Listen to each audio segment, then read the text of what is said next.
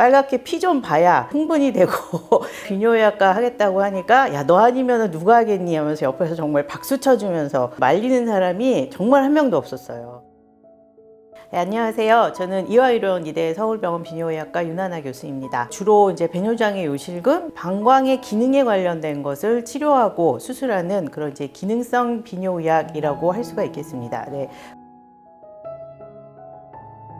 비뇨의학과 굉장히 알고 보면 되게 오묘한 학문인데 외과적인 치료도 되게 필요한데 이 소변이 만들어져서 배출되고 나가는 이 모든 과정은 또 굉장히 내과적인 부분들이 많아요. 비뇨의학과는 외과하고 내과가 약간 섞여 있는 그런 되게 특수한 분야입니다. 그래서 그런 게 저는 굉장히 좀 학생 때부터 흥미가 있었었고, 사실 제가 성격이 되게 급하거든요. 그래서 급한 성격에 차분하게 약 쓰면서 기다리면서 몇 달, 몇 년을 치료하는 그런 내과 계열은 저하고는 사실 조금 잘 안 맞았었어요. 적당하게 수술도 하고 하는 그런 이제 약간 우리끼리 하는 얘기로는 빨갛게 피 좀 봐야 이게 좀 흥분이 되고 그러는 이제 과목이었기 때문에 이제 선택을 한 거가 사실은 조금 더 많습니다. 그리고 이제 지금 와서 고백을 하자면 그때 비뇨의학과 교수님들이 굉장히 멋지고 잘생기셨었어요. 그래서 이게 제 주변에 제가 비뇨의학과 하겠다고 했더니 말리는 사람이 정말 한 명도 없었어요. 그러니까 제 친구들은 제가 비뇨의학과 하겠다고 하니까 야, 너 아니면 누가 하겠니 하면서 옆에서 정말 박수 쳐주면서 격려를 해주고, 그 이제 인턴을 돌면서 이제 보통은 인턴들한테 이제 그 과의 선배 선생님들이나 교수님들이 인턴 선생님은 무슨 과일 거니 하고서 꼭 한 번씩은 물어보거든요. 근데 이제 제가 비뇨의학과 하려고 합니다 하면 왜 여자가 비뇨의학과를 해? 그런 게 아니고 야, 그래 한번 해봐라. 거의 그런 분들이 너무 많았어요. 그러니까 저는 비뇨의학과 의사가 된 거를 후회한 적은 한 번도 없고요. 내성에 차지 못하는 그런 것 때문에 자꾸 실수하고 좀 이렇게 훌륭한 의사가 아닌 것 같고 그런 것들 때문에 고민을 했었던 적은 있지만 이 분야를 선택한 거에 대해서는 사실은 별로 후회는 안 했습니다. 그리고 제 성격 자체가 뭘 저질러 놓으면 후회는 잘 안 해요.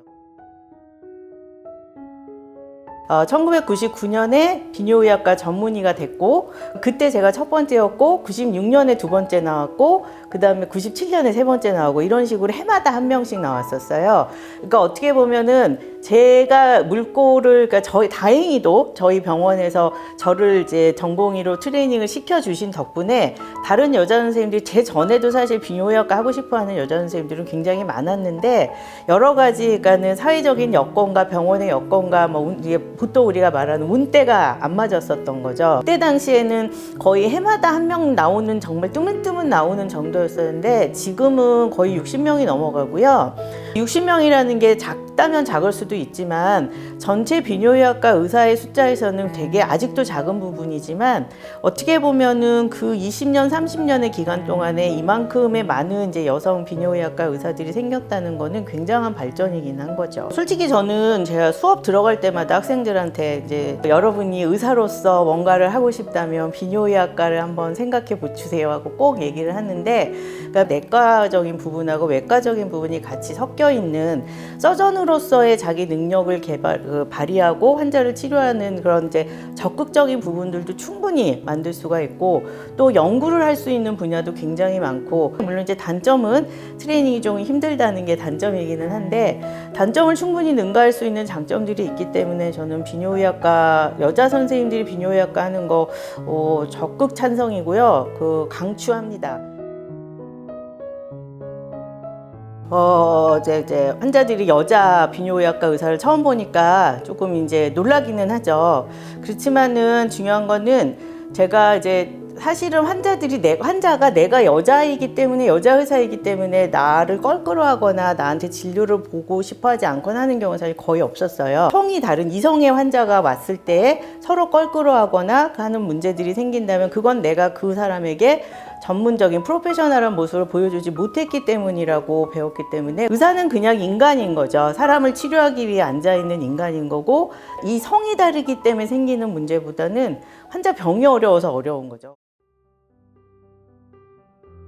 그래서 제가 주로 보는 환자들은 주로 방광과 요도에 관련된 질환을 가지고 있는 환자들이 많습니다. 소변이 시원하게 안 나오거나 소변을 못 참거나 급하거나 아프거나 이런 것들이거든요. 뭐 몇 개월, 몇 년 동안 통증이 계속 나아지질 않고 극심한 통증 때문에 소변을 제대로 참질 못하거나 보지 못하는 그런 분들은 이제 주로 많이 만나게 되고요. 나이가 들면서 배뇨 기능에 문제가 생기는 분들이 많습니다. 그래서 그런 분들이 이제 주로 제가 보게 되는 환자들이에요. 우리가 하루에 화장실을 뭐 많이 가야 6번, 보통 뭐 5번, 6번 가는데 이런 분들은 하루에 화장실을 막 15번, 20번씩 가거든요. 그거를 치료해줘서 자기가 막 2시간도 가고 3시간도 참을 수 있고 정상적인 소변을 볼 수 있고 하룻밤 자는 동안에 안 깨고 잘 수 있어서 너무나 좋다. 와 수술하고 나서 그게 좋아졌다고 했을 때 그런 환자들을 치료하고서 고통으로부터 해방되었다고 너무나 감사해야 할 때, 그리고 이제 환자분들이 와서 그런 말씀을 합니다. 그러니까 자기가 삶이 너무 낙이 없었는데 이러면서 이제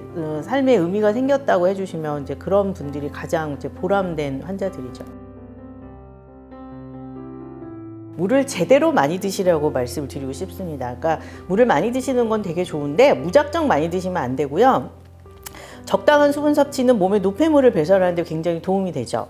근데 아무것도 안 하고 물만 마시고 있으면 우리끼리 하는 말로 물에 빠져 죽을 수도 있습니다. 그러니까 보통 우리가 권하는 거는 하루에 보통 어떤 이제 정보 이런 데 보면 하루에 최소 1.2리터에서 2리터 이내를 드세요 하는데 내 체중이 얼마냐에 따라서 내가 필요한 물의 섭취량이 달라질 거고, 보통 60kg의 보통 성인이라고 했을 때 하루에 섭취에 필요한 그 수분 섭취량은 그걸 계산을 해보면 한 1.5리터에서 1.8리터 내외가 됩니다. 그러니까 요즘같이 이제 날씨가 더워지고 이러면, 그리고 운동을 많이 하면 더 마셔도 되지만 아무것도 안 하고 나는 몸무게가 50kg도 안 되는데 2리터를 마시면 물에 빠지는 겁니다. 그러니까 나의 그 체력과 체중과 나의 활동량과 이런 것들을 다 종합을 해서 수분 섭취량을 결정을 해야 되고, 나는 물을 많이 마시고 싶다 한다면 많이 마시면서 많이 움직이셔야 됩니다.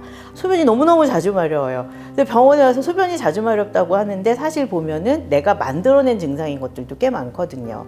비뇨기 건강을 위해서 뭘 했으면 좋겠는지 관심을 갖고 계시는 분들한테 꼭 말씀을 드리고 싶은 것 중에 하나가, 아침에 일어나서 미지근한 물 한 잔을 꼭 드시고, 그게 이제 소변을 배출시키는 신호, 그러니까 스위치를 켜게 하는 역할을 할 수 있기 때문에 그거는 굉장히 도움이 되는데, 낮 동안에 활동하면서 나눠서 자주 마시고, 저녁에 주무시기 한 3-4시간 전부터는 가능하면 물 너무 많이 안 마시는 게 좋습니다. 내가 메스만 들면은 확 모든 게 다 해결이 되는 그런 의사보다는 그러니까 약간은 아직은 인간애가 남아 있어서 그 사람의 모든 것을 다 같이 그러니까 회복시키는 데 도와줄 수 있는 그런 의사가 되고 싶습니다. 그러니까는 제일 중요한, 의사 생활을 이렇게 오래 해보니까 중요한 게, 물론 나의 실력도 실력이지만 사람에 대한 애정이 없으면 훌륭하게 잘 치료를 할 수가 없는 것 같아요. 내가 치료하는 것은 질병이 아니라 사람이라는 것을 잊지 않는 그런 의사로 남으려고 노력을 하고 있습니다. 요즘에 이제 유튜브를 비롯해서 이제 굉장히 정보가 사방에서 많이 이제 접할 수 있게 되니까, 사실은 의학적으로 전문 지식이 없는 분들이라고 하더라도 내가 이런 증상이 있으면 어떻게 해야 되지? 병원에 누굴 찾아가야 되지? 내가 이거 지금 참고 있어도 되나? 이제 걱정되시는 마음에 많은 것들을 이미 조사하고 오시는 분들이 많아요. 근데 제일 중요한 거는 남들이 이렇더라 해서 이렇게 치료했더니 좋아졌더라 하는 건 그분의 상황인 거고, 나는 어떻게 될지 모르는 거고, 내가 생각하는 나의 증상이 꼭 그 인터넷에 나와 있는 그 증상과 똑같다고 해서 치료의 방향이나 진단이 똑같을 수는 없다는 거를 꼭 알고 계셨으면 좋겠고요. 치료가 잘 안 되거나 너무 그 병에 대한 선입견을 가지고 지레 포기하시는 분들이 있으셔서 그거는 꼭 말씀드리고 싶어요. 이대 서울병원 비뇨기과 윤하나였습니다. 감사합니다.